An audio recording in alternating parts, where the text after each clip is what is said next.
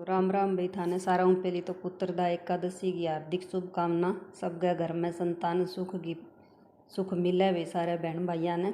और आज 11 की थाने एक कथा सुनाऊँ तो सुनियो। लाइक शेयर सब्सक्राइब जरूर करियो और किसी को लगे बाप भी बताइयो और प्लीज़ पूरी सुनियो भाई। तो सुनो भाई। तो युधिष्ठिर जी कहने लगे कृष्ण भगवान से कि श्रावण मास की एकादशी को एकादशी का आराम से सारा कुछ बताइए महात्म्य हमें, कि श्रावण मास की पुत्रदा एकादशी का नाम कैसे पड़ा।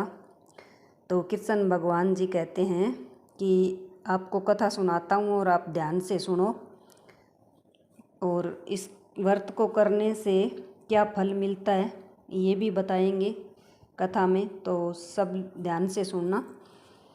तो द्वापर युग के आरंभ में महिष्मती नाम की एक नगरी थी जिसमें महिजीत नाम का राजा राज्य करता था। लेकिन पुत्रहीन होने के कारण राजा को राज्य सुखदायक नहीं लगता था। उसका मानना था कि उसके संतान नहीं है, उसके लिए यह लोक और परलोक दोनों ही दुखदायक होते हैं। सुख पुत्र की प्राप्ति के लिए राजा ने अनेक उपाय किए, परंतु राजा को पुत्र रत्न की प्राप्ति नहीं हुई। वृद्धावस्था आती देखकर राजा ने प्रजा के प्रतिनिधियों को बुलाया और कहा, हे परिजनों, मेरे खजाने में अन्याय से उपार्जन किया हुआ धन है। न मैंने कभी देवताओं तथा ब्राह्मणों का धन छीना है, कभी किसी की धरोहर भी मैंने नहीं ली। प्रजा को पुत्र के समान पालता रहा हूँ। मैं अपराधियों को पुत्र तथा बांधवों की तरह दंड देता रहा। कभी किसी से घृणा नहीं की, सबको सम्मान माना है। सज्जनों की सदा पूजा करता हूँ। इस प्रकार धर्मयुक्त राज्य करते हुए भी मेरे पुत्र नहीं है, सो मैं बहुत ही दुखी हूँ। इसका कारण बताओ। राजा महिजीत की इस बात को विचारने के लिए मंत्री तथा प्रजा के प्रतिनिधि वन को गए। वहाँ पर बड़े बड़े ऋषि मुनियों के दर्शन किए। राजा की उत्तम कामना की पूर्ति के लिए किसी श्रेष्ठ तपस्वी मुनि को देखते फिरते रहे। एक आश्रम में उन्होंने एक बूढ़ा धर्मज्ञाता बड़े तपस्वी परमात्मा ने मन लगाए हुए निराहार जितेंद्रिय जितात्मा जित क्रोध सनातन धर्म के गुढ़ तत्वों को जानने वाले और समस्त शास्त्रों के ज्ञाता महात्मा लोमस ऋषि को देखा, जिनका कल्प के व्यतीत होने पर एक रोम गिरता था। सबने जाकर ऋषि को प्रणाम किया। उन लोगों को देखकर मुनि ने पूछा कि आप लोग किस कारण से आए हैं। निसंदेह मैं आप लोगों का भला करूँगा। मेरा जन्म केवल दूसरों की भलाई के लिए ही हुआ है, तो आप संदेह मत कीजिए। लोमन ऋषि के ऐसे वचन सुनकर सब लोग बोले, हे महर्षि, आप हमारी बात जानने में ब्रह्मा से भी अधिक समर्थ हैं, अतः आप हमारे इस संदेह को दूर कीजिए। महिष्मतीपुरी का धर्मात्मा राजा महिजीत प्रजा का पुत्र के समान पालन करता है, फिर भी वह पुत्रहीन होने के कारण दुखी है, तो क्यों है?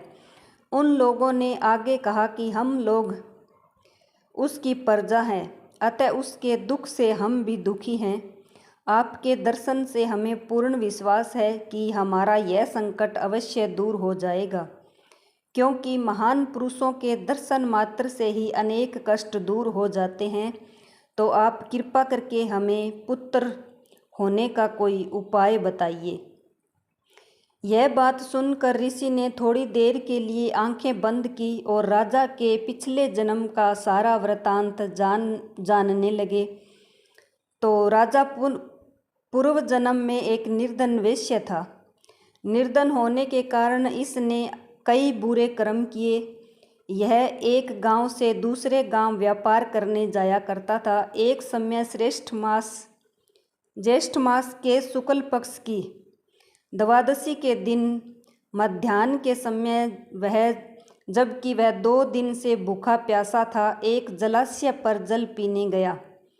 उसी स्थान पर एक तत्काल की ब्याई हुई प्यासी गौ जल पीने के लिए आई।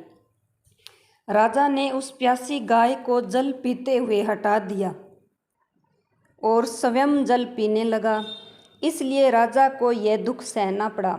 एकादशी के दिन भूखा रहने से वह राजा हुआ और प्यासी गौ को जल पीने से हटाने के कारण पुत्र का वियोग मिला है।